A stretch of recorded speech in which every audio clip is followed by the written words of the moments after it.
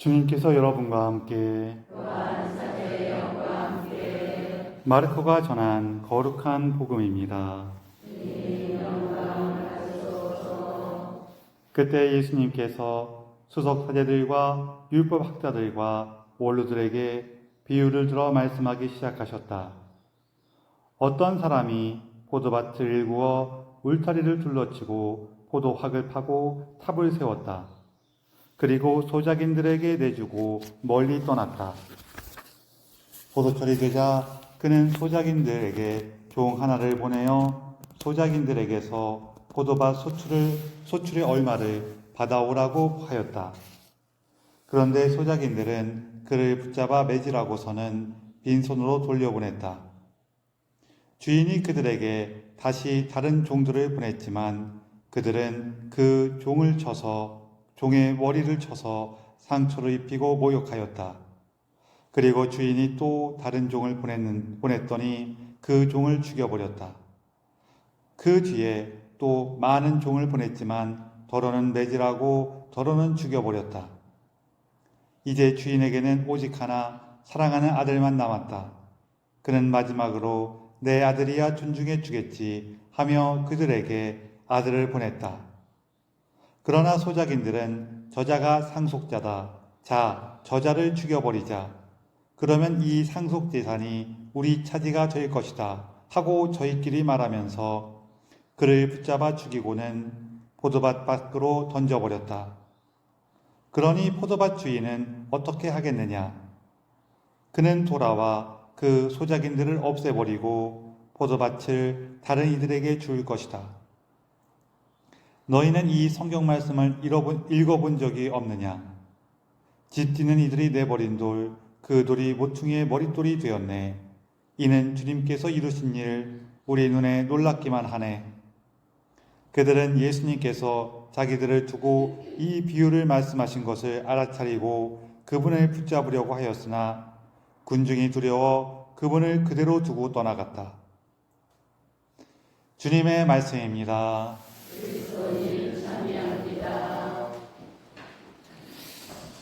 참 예수님, 서로 인사를 좀 나누세요.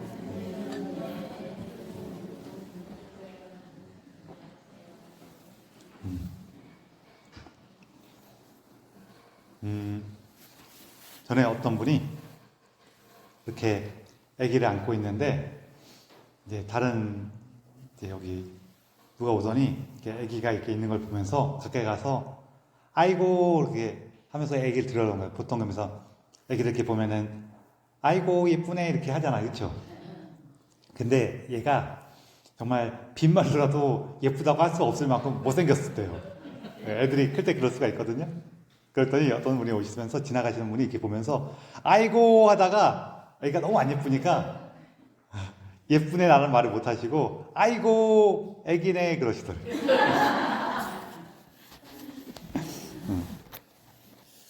오늘 유치노 순교자 기념일인데요. 이번엔 우리가 이제 호교론자라고 이렇게 부르시는 분들 중에 한 분이에요. 그게 무슨 얘기냐면은 초기 그리스도교는 박해도 받았고 오해도 받았어요.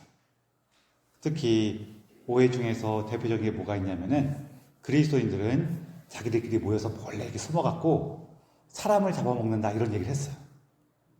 왜냐면은 얼핏 보면은 우리 미사 시간에 뭐라 그래요?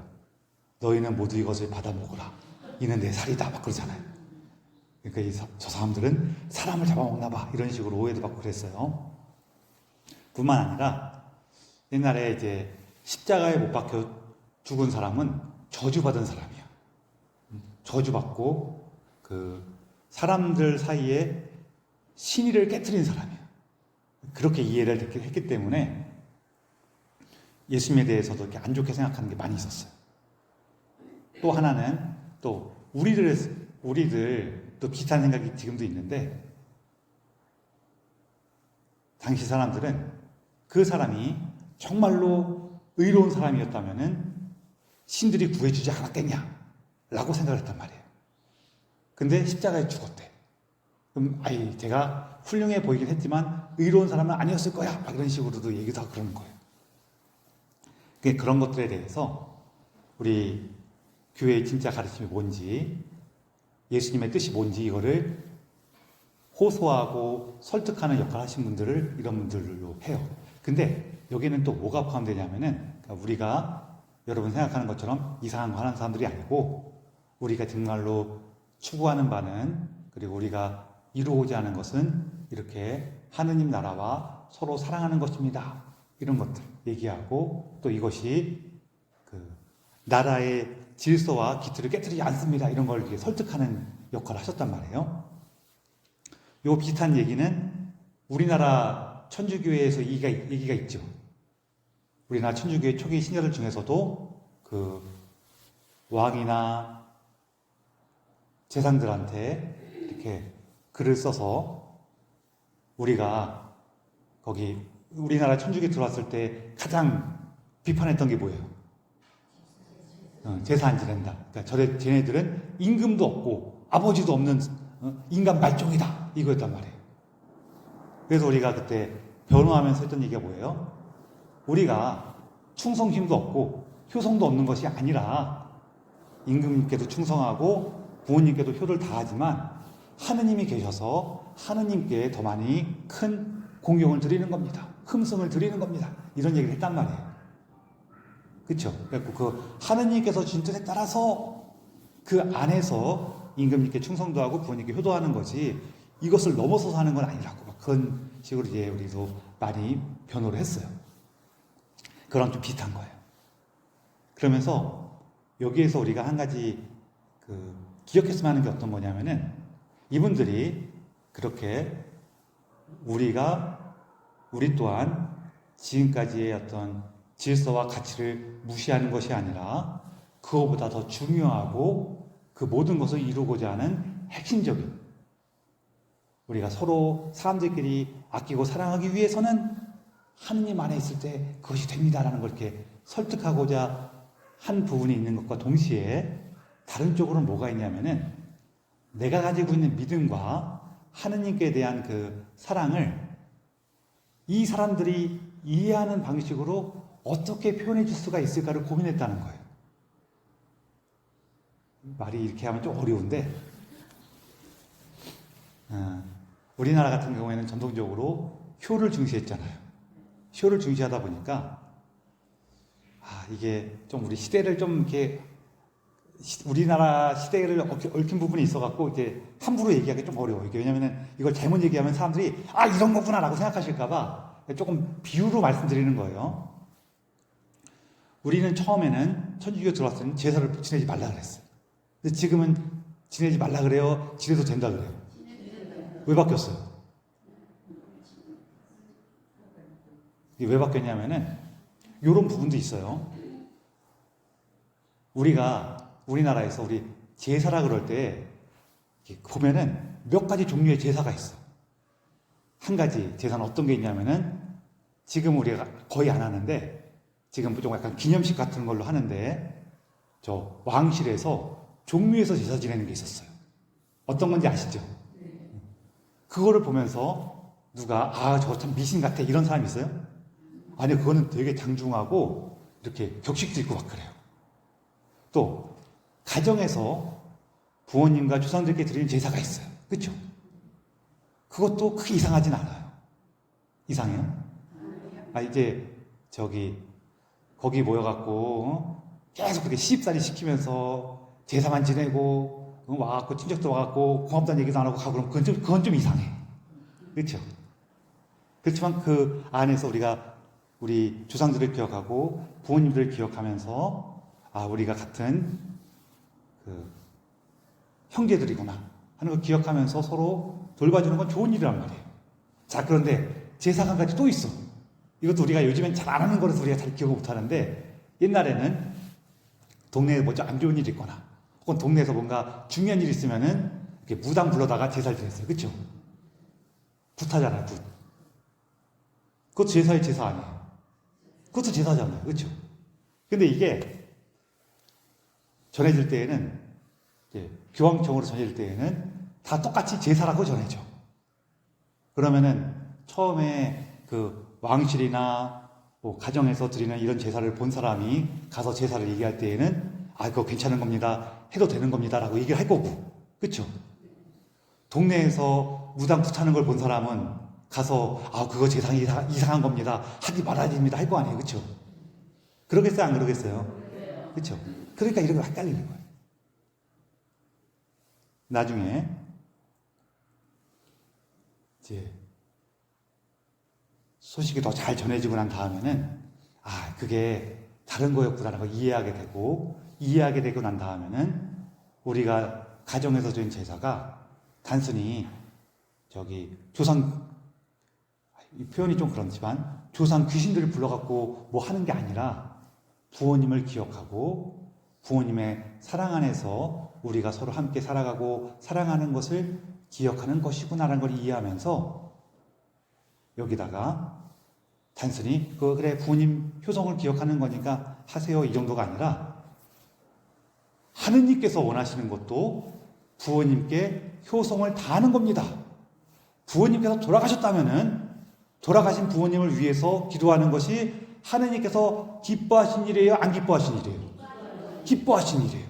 그래서 부모님의 사랑을 기억하고 부모님을 기억하면서 형제들끼리 사랑하고 함께하는 것은 중요한 거예요? 안 중요한 거예요? 좋은 거예요? 안 좋은 거예요? 하느님께서 기뻐하시는 거예요? 안 기뻐하시는 거예요? 그러니까 합시다 이러는 거예요. 이렇게 바뀌는 거예요. 그래서 이런 게 다 포함돼요. 단순히 하느님의 뜻은 이겁니다 뿐만 아니라 우리가 하는 거 안에서도 사실은 우리가 몰랐지만 이미 하느님 안에 있었습니다 라고 하면서 그 의미를 좀 더 분명하게 해주는 게 있어요. 이게 상대방이 알아듣는 말로 표현해 주는 거예요. 사실 네가 부모님께 제사 지냈던 것은 효성 안에서 하느님께서 기뻐하시는 그 효성 안에서 한 거야. 그러니까 너는 이미 하느님 안에 있는 거야. 이런 식으로 알려주는 거예요.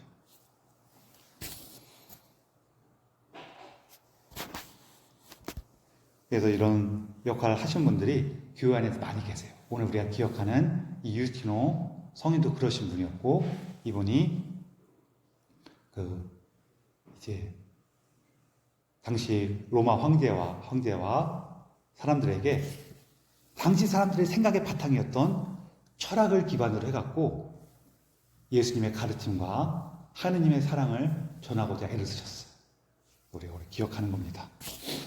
그러면서 오늘 포도밭 얘기는 제가 자주 했던 얘기긴 한데, 여기 포도밭 얘기의 기본적인 바탕은 포도밭은 이스라엘이에요. 포도밭 소장인들은 누굴까요? 이스라엘 사람들이에요. 그렇죠?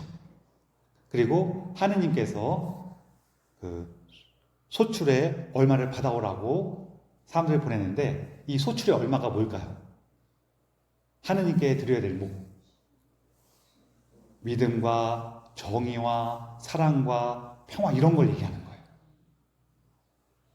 그런데 이 사람들이 그 하느님께 드려야 될 몫을 줘요? 아니면은 그 몫을 드려라라고 전달하는 사람들을 괴롭히고 죽이고 쫓아버려요. 이 사람들이 누구예요? 예언자들이었어. 예언자들 배척해서 이제 하느님께서 마지막으로 누굴 보내요? 아들을 보내요. 이 아들이 바로 예수님이시죠. 그랬더니 어떻게 해요? 오히려 죽여버려요. 그 과정에서 저자가 상속자다. 자, 저자를 죽여버리자. 그러면 이 상속재산이 우리 차지가 될 것이다. 이렇게 얘기를 해요.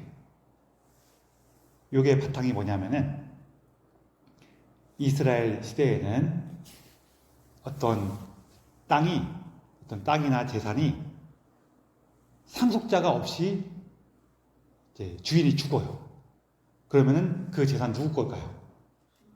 우리는 지금 어떤 재산이 상속자가 없이 그 주인이 죽으면은 나라에다 귀속이 되죠. 이스라엘은 그 재물을 현재 갖고 있는 사람 거예요. 이해되시죠? 그러니까 여기 상속자가 죽어버리면은 그 땅은 누구 거예요? 현재 갖고 있는 사람들 거란 말이에요. 그래서 죽여버리는데, 근데 여러분, 이 얘기가 상식적으로 말이 돼요? 이거 어떤 사람의 얘기를 들어도 아니 그럼 저 주인이 쟤들 다 쫓아버리고 해치워버리고 다른 사람한테 맡기겠지 이렇게 생각한단 말이에요. 예수님께서 이 얘기를 이스라엘에 빗대어서 하신 거예요. 이스라엘이 하느님께서 이집트에서 불러내셔서 가나안 땅을 주셨는데 거기서 하느님께 이 땅을 주셨으니 하느님께 충실히 살아야 되는데 자기들끼리 서로 사랑하고 아끼고 돌봐주고 살아야 되는데 자기들끼리 누가 더 높으냐 누가 더 잘났냐 싸우고 내가 더 많이 갖겠다 하고 못 가진 애들 무시하고 배척하고 이렇게 산단 말이에요. 그런 일이 벌어진단 말이에요. 그래서 그러지 말라고 예언자들을 보냈는데도 불구하고 안 고쳐져요. 결국에는 아드님을 보내갖고 예수님을 보내셔서 우리가 사랑할 때에 비로소 구원과 생명을 얻는다는 것을 일러주셨는데도 불구하고 예수님까지도 배척해요. 죽여버려요. 그래서 이제 구원은 어떻게 되는 거예요? 하느님을 믿고 그분의 뜻을 따르는 사람들에게 이제 주어지게 될 거다. 그 얘기를 하는 거예요. 근데 이게 단순히 이스라엘 사람들만의 문제는 아니고 모든 사람들에게 벌어져요. 모든 사람들에게 벌어지는 것을 이해하려면은 이 사람들이 좀 왜 그랬을까를 좀 이해하면 도움이 돼요. 이 사람들이 왜 주인한테 이렇게 소출의 얼마를 받아오라는 것을 주지 않을까요? 물론 여러 가지 이유가 있을 수 있겠지만 그 중에 하나는 뭐냐면은 내가 했다 이거예요. 내가 했다. 여러분 이 포도밭에서 일하는 거 쉬워요? 어려워요? 사실 이게 쉽지만은 않을 거예요. 고생도 하고 노력도 하고 애도 많이 썼을 거예요. 그러면 열매가 딱 열리는 걸 보면서 야, 내 수고로움의 결실이 여기 열리는구나 딱 그러고 있는데 그럴 때 야, 그거 내 몫을 다오하고 하느님께서 오시면은 이 사람들은 억울해요? 안 억울해요? 억울하단 말이에요. 아니 하느님이 한 게 뭐가 있다고 내가 이렇게 열심히 하고 이거 얻었는데 이거 왜 달래는 거야? 그냥 하나님이니까 조금 줄까? 아까운데 이렇게 된단 말이에요. 될 수도 있죠. 여러분은 안 그러시겠지만 그럼 이 사람들은 뭘 잊어버렸을까요? 여기 앞에 나오시죠. 포도밭을 일구고 울타리를 둘러치고 포도 확독하고 탑을 세웠어요. 그리고 사람들을 불러서 일하게 했어요. 밭을 일구고 울타리를 둘러치고 포도박을 파고 탑을 세운 건 누구예요? 주인이에요. 하느님이시란 말이에요. 이 얘기 무슨 얘기냐면은 우리가 살아가는 데 있어 갖고 특히 우리가 이렇게 열심히 살아가고 잘 살아가려고 애를 쓰는 거는 우리가 노력해요 안 해요? 노력 안 해요? 저는 대충 삽니다 그러신 분 있어요? 뭐 대충 사시는 분 계시죠? 축하드립니다. 우리도 각자 열심히 살아요. 열심히 사는데 이렇게 열심히 살다 보면은 자꾸 잊어버리게 돼요. 뭘 잊어버리냐면은 내가 열심히 살 수 있는 토대를 누가 만들어줬는가. 하다못해 내가 노력할 수 있는 것조차도 좋은 부모님을 만나서 그분들에게 좋은 어떤 성향이나 돌봄을 받지 못했다면은 난 노력할 수 있는 힘이 없을 거예요. 되게 약할 거예요. 아니면은. 내 삶에 누군가가 베풀어준 도움들이 없었다면은 우리 삶을 이루어질 수가 없어요. 우리 그 위에서 노력하는 거거든요. 노력하는 건 훌륭하고 열심히 잘하신 건 맞아요. 그렇지만 그 안에 이루어진 것들 그걸 잊어버리게 되면은 어떻게 되냐면은 내가 한 것만 보여요. 내가 노력하고 내가 애쓴 것만 자꾸 느껴져. 그래 주위 사람들이 도와줬지. 근데 걔들 할 거 별로 없어. 이게 머릿속으로는 그들이 막 해준 거 많지 고맙지 그러더라도 자꾸 마음속으로는 우리 마음에서 내 의식으로 떠오르진 않는데 마음속 깊이 깔려있을 수가 있어. 쟤도 한 거 없는데 나만 애쓰고 있는데 나만 고생하고 있는데 이 마음이 든단 말이에요. 그럼 어떻게 되느냐? 하느님께 감사하지 못한다 이건 둘째치고요. 그 삶에 기쁨이 없어져요. 그 삶에 생각해 보세요. 제 삶은 물론 저도 애쓰는 것들이 있지만 많은 사람들이 함께 해주고 도와주고 제가 애쓴 것보다 더 많은 것을 제가 받고 있어요. 이 사람이 기쁘겠어요? 아니면은 아니 주위에 하는 거 있긴 있는데 뭐 힘든 건 다 나한테 가져오고 맨날 내가 결국 가서 해야 되고 아우 왜 이렇게 못 살고 그런지 모르겠어. 힘들어 죽겠어. 이 사람이 사는 게 기쁘겠어요?